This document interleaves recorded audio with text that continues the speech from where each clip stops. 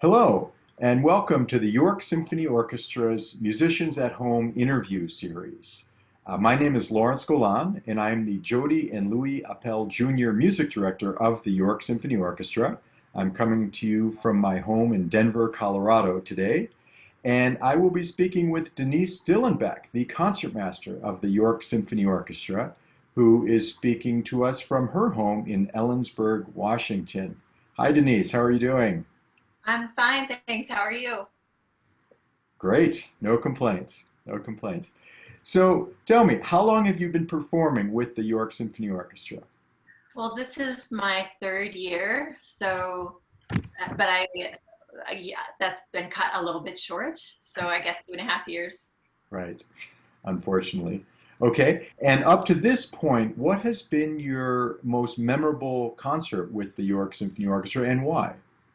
I'd have to say the concert where I got to play Bernstein's Serenade, which is this amazing concerto for violin and orchestra.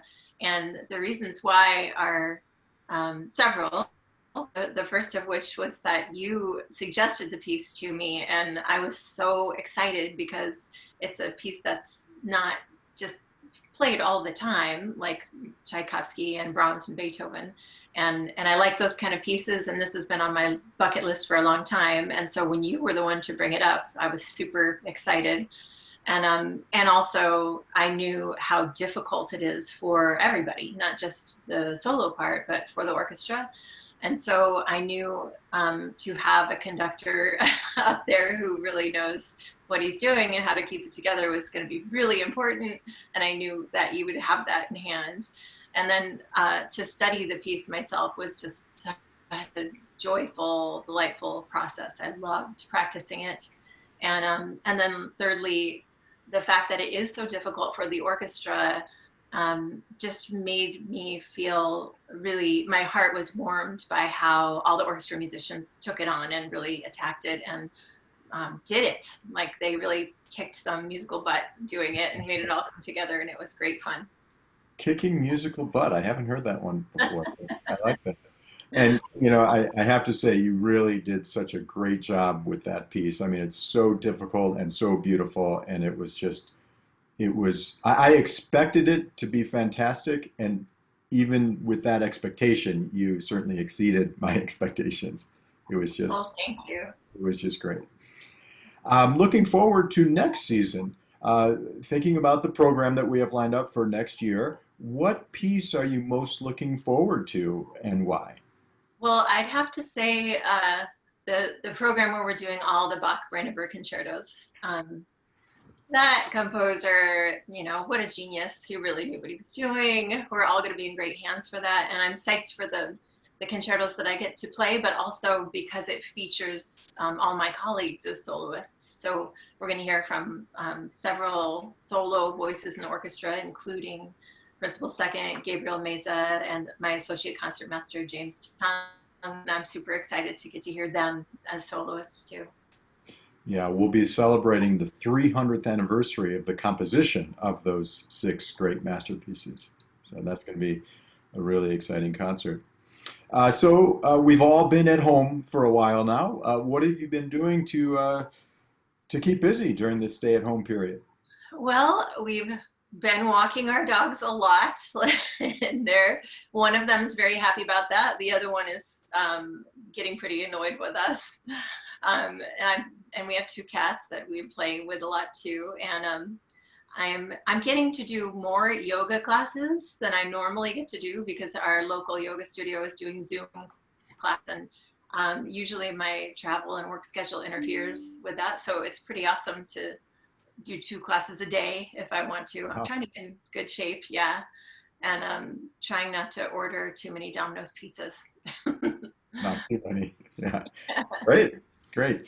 And tell me, are there any silver linings to all of this that you'd like to share? And or is there anything you've developed professionally uh, during this time that you might want to continue even after this is all over? Sure.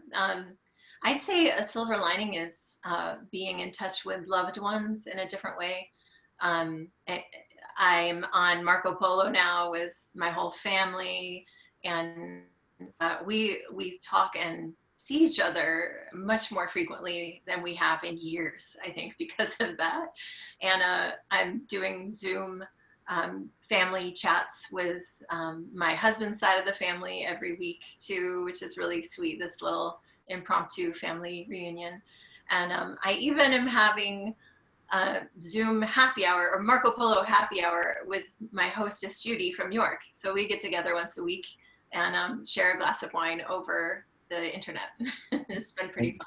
What is Marco Polo? I haven't heard of this one. Oh, Marco Polo is awesome. It sounds weird, but it's super useful somehow. It's basically if you wanted to text somebody, but you did it by video instead, then it's like a cross between texting and FaceTime. And the thing that makes it cool is you don't have to sit there texting. You can see each other's faces, but you also don't have to respond in the moment, and you don't have to look at it when you don't have time or you don't feel like it. So it somehow takes the pressure off the conversation, and there's a ease to it when you're able to just kind of send those things back and forth when you're able. Okay, I'll look into that. Is there some surprising fact about you or an interest that you have that you'd like to talk about? Let's see. A surprising fact about me actually goes back to the second half of your other question about professional things that I might be working on. Maybe it's a surprising fact to the York audience is that I love to write. And for years now, I've been sort of working on putting together a book. And it's sort of a exploration of what Beethoven's music means to me personally, basically. And it's just sort of been something that I did when I had the time that was fun. Well, I've had the time lately. Right. So it's come together a lot more solidly than I ever expected it to. It's starting to sort of take shape and get organized, and which is surprising to me. Okay. And Well, I'm hoping to kind of take I that forward. remember when you and I did the Beethoven Violin Concerto together several years ago. I remember you did some writings about that experience. That's right, and those definitely are part of this. Those were snippets of longer things.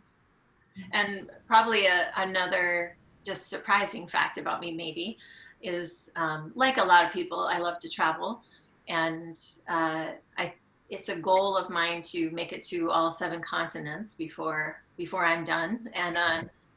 And last summer, my husband and I, as you know, did a trip on the Trans-Mongolian Railroad where we started in Beijing, went all the way up through Russia and Helsinki.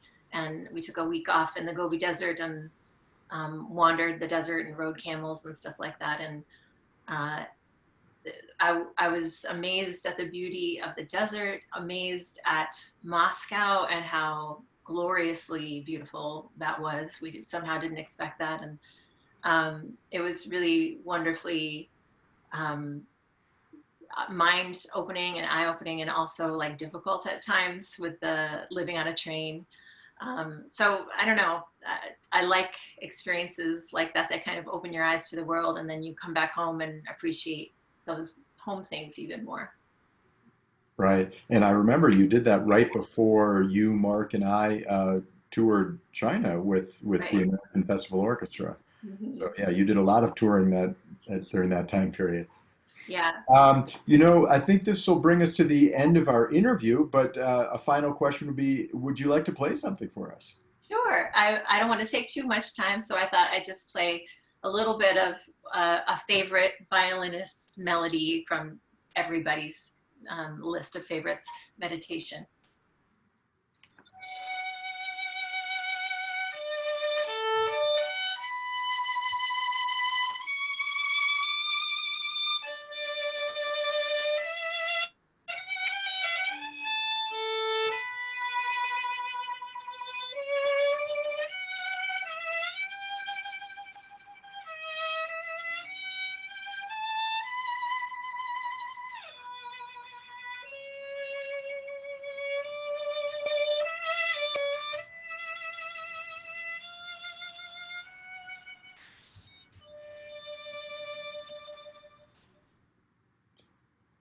Denise Dillenbeck, Concertmaster of the York Symphony Orchestra. Thank you very much, Denise. It was great Thank you. talking to you. Such a pleasure. Thank you.